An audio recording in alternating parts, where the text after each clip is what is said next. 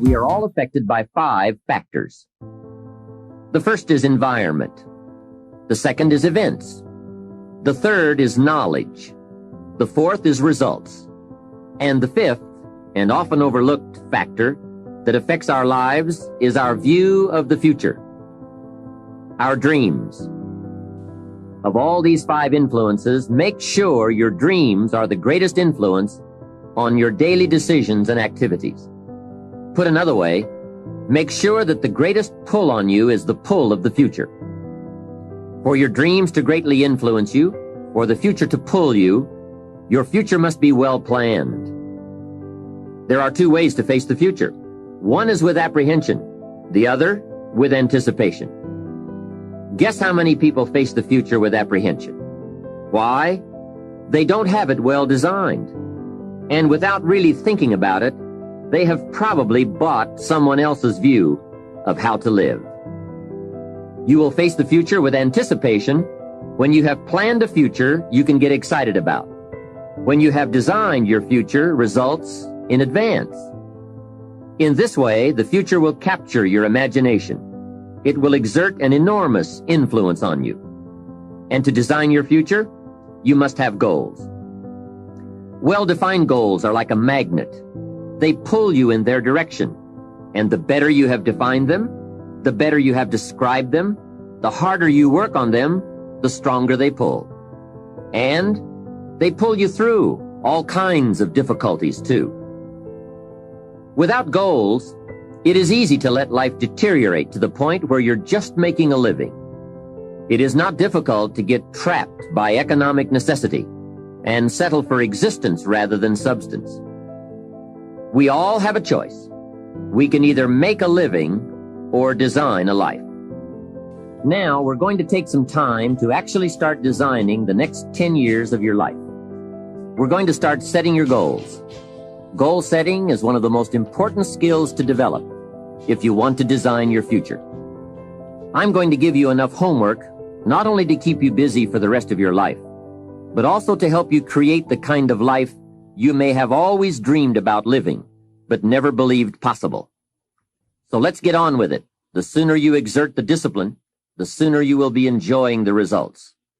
Once the results start to come, believe me, you won't mind the hard work and discipline it's going to take. Now, get a sheet of paper, and at the top of it, write the words, long-range goals.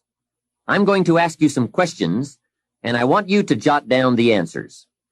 If you don't have paper and pen handy, follow along with me now anyway, just listening.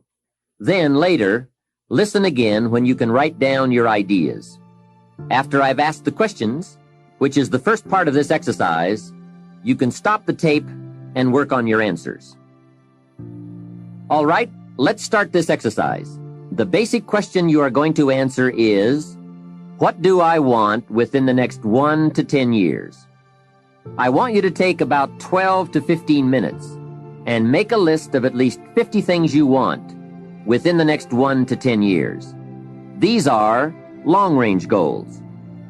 To help you get started with your list, consider these questions. What do I want to do? What do I want to see? What do I want to be? What do I want to have? Where do I want to go? And what would I like to share? Now, with these thought starter questions in mind, answer the basic question. What do I want within the next 1 to 10 years? See how many things you can write down. At this point, don't take the time to describe in detail everything you want. This is the time for you to let your thoughts pour, to write fast and to abbreviate. For example, if you just write down 380, you'll know what that means. You don't have to describe the color and the interior of the car. You'll do that later in this exercise. I want you now just to abbreviate and write fast. Make the list as long as you possibly can. Try to write down at least 50 items, 50 things you want within the next 1 to 10 years. These are long-range goals. Spend about 12 to 15 minutes on this. After you've completed your list, you're ready for the next part of the exercise. Go through your list, and next to the things you think you can accomplish or acquire a year from now, write a number 1. Next to the things you think it will take 3 years to realize, write a 3. Next to the things it will take 5 years to accomplish, write a 5. And next to the things it will take 10 years to accomplish, write a 10. Go through this list now to the best of your ability and say, that looks like it will take me about a year, or 3 years, or 5 years, or 10 years. Some big goals might be out there 10 years from now. Once you complete this part of the exercise, you might come to the conclusion that you need a lot more 3-year goals and less 1-year goals, for example, or that you need more 10-year goals. You see, while you're working on one goal, you must have something else in the planning stages. If you don't, what happened to some of the early Apollo astronauts could happen to you. After they came back from the moon, some of those astronauts experienced deep psychological and emotional problems. And the reason for that? Why, after you've been to the moon, now where do you go? That seemed to be the end, the finish. What later astronauts did was to make sure that they had major projects lined up after they returned from the moon trip. The way you enjoy life best is to wrap up one goal and start right on the next one. Don't linger too long at the table of success. The only way to enjoy another meal is to get hungry. Another thing to check for on your list is that you have included goals for each of these 3 important categories. First, make sure you've listed your economic goals, your goals for income, profits, and productivity. Second, make certain your list includes material items you want, tangibles, such as a home, a car, a boat, furniture, or jewelry. Don't attach the wrong importance to things, but they are important. Third, you'll want to include on your list goals for personal development. Write down all your personal development goals. Your goals to be more physically fit, to lose weight, to be more decisive, to be a more effective leader, to be a better communicator, to learn another language. Of course, there are other types of goals to consider: family goals, social goals, lifestyle goals. This is pretty heavy homework, but remember, whether or not you do your homework shows up in the marketplace as well as in the classroom. After you have determined which of your goals are 1 year, 3 year, 5 year, and 10 year, and after you've made certain your list includes economic goals, things, and personal development goals, I want you to go back to this list again. Now pick out the 4 most important 1-year goals, the 4 most important 3-year goals, the 4 most important 5-year goals, and the 4 most important 10-year goals. Those 16 goals will give you plenty of work for now. Get out some more paper, and in a brief paragraph, describe each goal.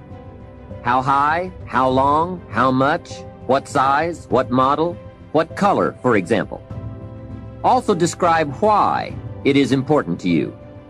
This is a process where you either talk yourself into it or talk yourself out of it, which is good.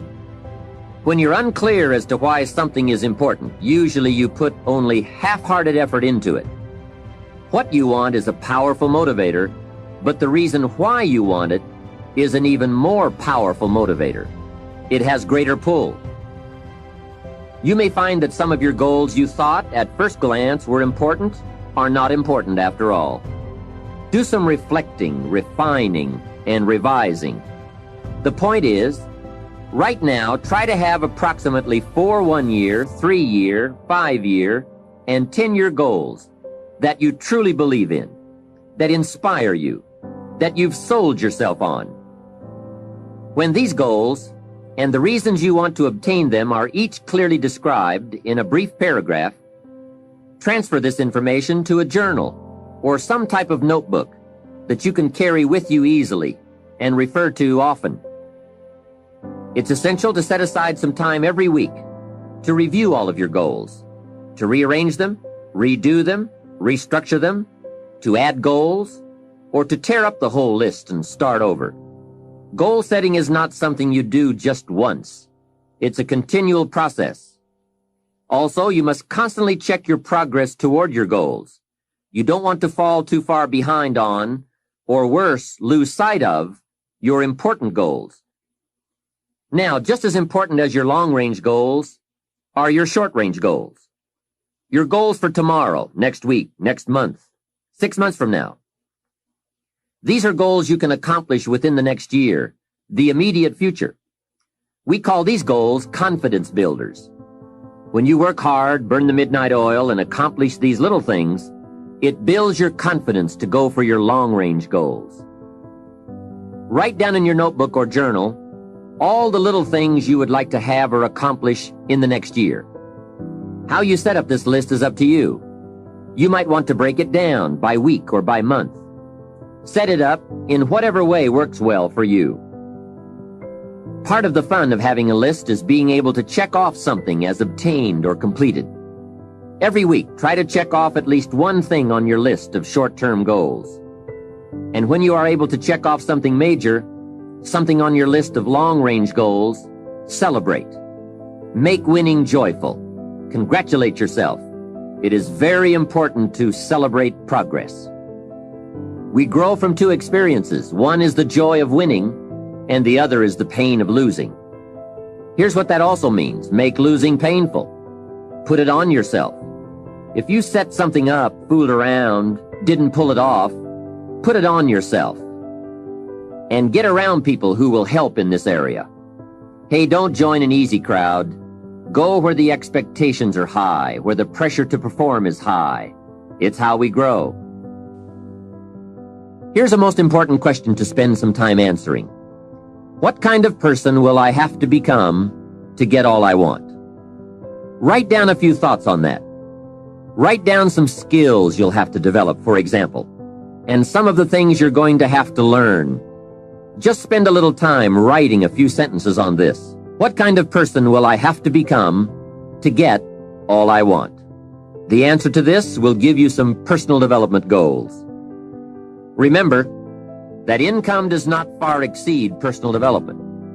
All of us have to do this kind of self-examination. I have to look at my own life and say, well, here's what I want, but am I willing to become what it takes to get what I want? If I'm too lazy, if I don't want to learn, read, study, and grow to become that kind of person, then I cannot attract what I want. Now, either I have to change my wants, or I have to change myself.